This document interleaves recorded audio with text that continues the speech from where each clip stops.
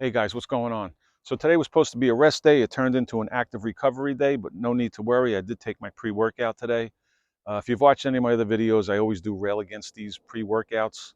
But in the world of supplements, they're right up there with the whey protein. I think we can all agree is king when it comes to supplements, but these pre-workouts are close number two. Pre-workout or no pre-workout? Pre-workout for sure. Pre-workout or no pre-workout? Pre-workout. Pre-workout or no pre-workout? Yeah, pre-workout. Pre-workout or no pre-workout? Pre-workout. So most people are going to take them before they work out, thinking that they're going to get, the energy boost they call it, and who knows what other, whether it's muscle growth or any other type of benefit they think they're going to garner from it. How often do you think you take them? Not too often. Okay, and when you do you think you're really getting a benefit from it? I think it helped me. You take it before every workout? Yeah.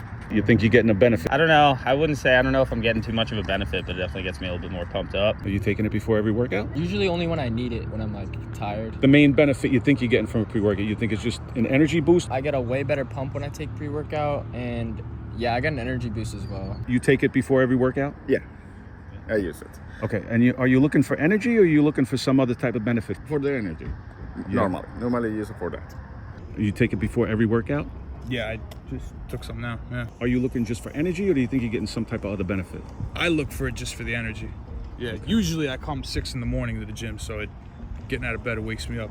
So there's no shortage of powders on the internet. There's no shortage of pre-mixed drinks, these energy drinks that we find in every convenience store, gas station, and supermarket today. What are you using if you use it? I've been using Lit. What are you using? Right now it's some of the Gorilla Mind stuff. What kind? I don't remember the brand. What are you taking? I actually just ordered Redcon. They're all going to contain, when we talk about energy, we're talking about caffeine, right? Any of them is going to have some amount of caffeine in it, usually some combination of amino acids, maybe some creatine, and then some synthetic vitamins that pretty much have no bioavailability. We're going to pee them out anyway, and it's just kind of useless, and I just use them as a selling point. They're always going to have artificial flavors, sugar and or artificial sweeteners, and then depending on the flavoring, it's going to be, some type of dye, some type of red dye, yellow dye, blue dye. Now, like I said, there's absolutely no shortage of these things. Every snake oil salesman, carnival barker, fitness influencer on the internet is selling a supplement line, and they always include, some type of pre-workout in there. And then, of course, our friends at the food companies get in on it, and they make the pre-mixed drinks. Again, every store you walk into, you're going to see Red Bull, Monster, 5-hour energy drink, Rockstar. Now, again, I don't really see the big benefit in any of these things. I did take them years and years ago, probably going back about 30 years, to be honest with you. And I had a friend of mine at work recommend one of these things to me. Now, back then, they included a combination of caffeine and this substance called ephedra, if any of you ever remember that. And this stuff was crazy. I mean, people's hearts were exploding. Maybe it wasn't that bad, but it was bad stuff. But anyway, I tried this stuff, and I think it said, whatever, take a scoop a half hour before you work out. So in my mind back then, 1 scoop is good, 2 is better, 3 is best. Well, for the next 2 hours, I thought my heart was going to come out of my chest. I was this close to going to the emergency room. I didn't know what was going on, but it was pretty scary. Not a good experience. This ephedra eventually got banned, as a matter of fact. One of the, some of the biggest reasons why I don't really, I don't advocate these things. Number one is just a lack of regulation, right? They don't regulate what goes into this stuff. They could basically sweep up some sawdust off the floor, put it in the can, call it a proprietary blend, and sell it to you.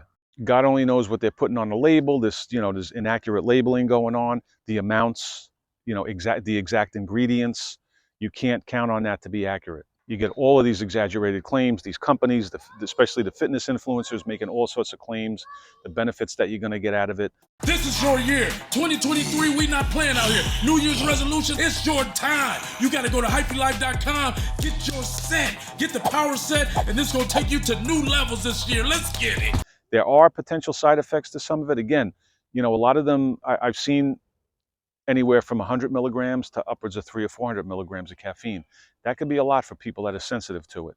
Some of these sweeteners have potential to trigger migraines in people that suffer from migraines. So there definitely are some potential side effects that you have to look out for. At the end of the day, if you're not worried about anything else that I mentioned and you still want to take it, look at the cost of it, right? From some of these influencers, I looked at some of them and I saw the cost range from anywhere from about 30 bucks a can up to $55 for a powder, a can of powder, which is going to last you probably about 30 days. Do you find those expensive? Pre-workouts, yeah. You find it expensive?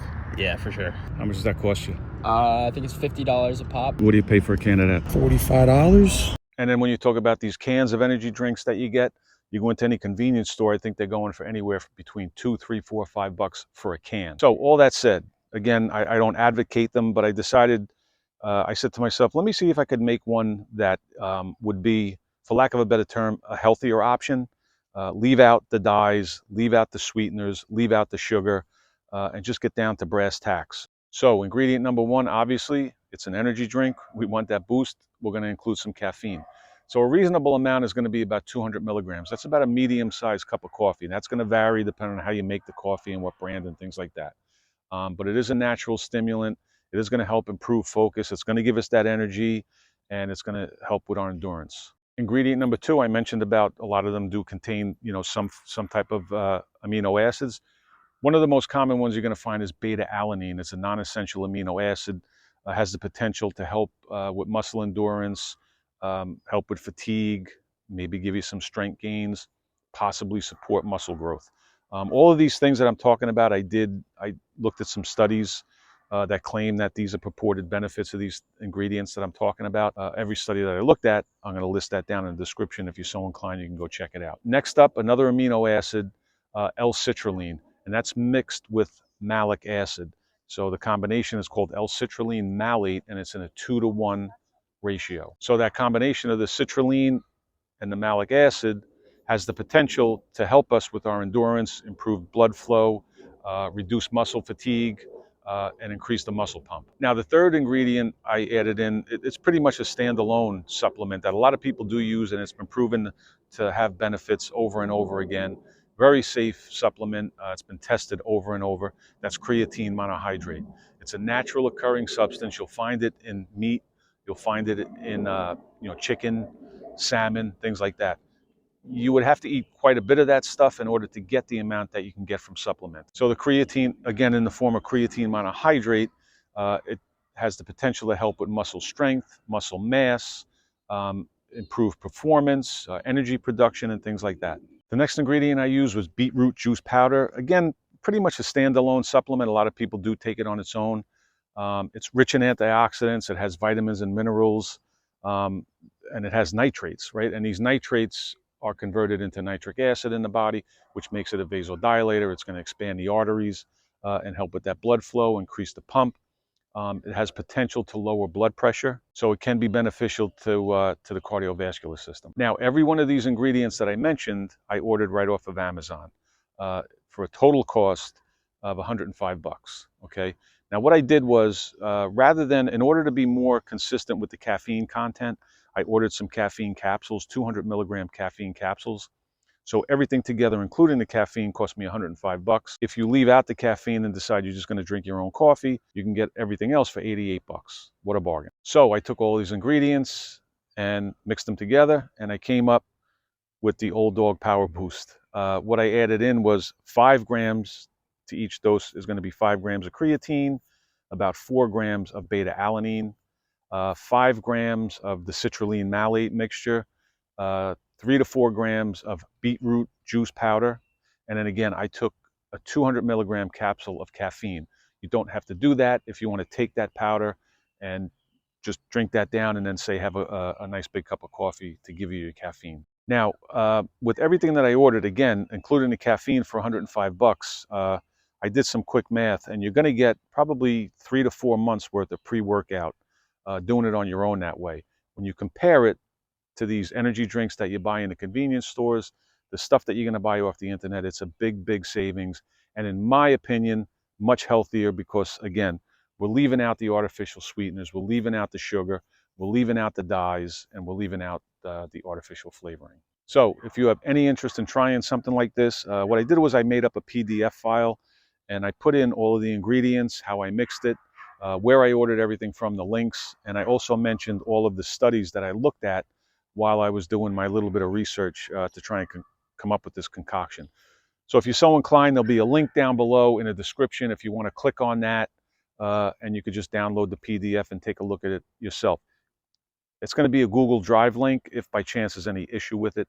My email will also be there. Just send me a quick email, put pre-workout in the subject line, and then I'll email you the PDF, okay? Other than that, guys, let me know what you think. Always appreciate you guys watching. Make sure you get your reps in, and I will talk to you in the next one. Thanks, guys.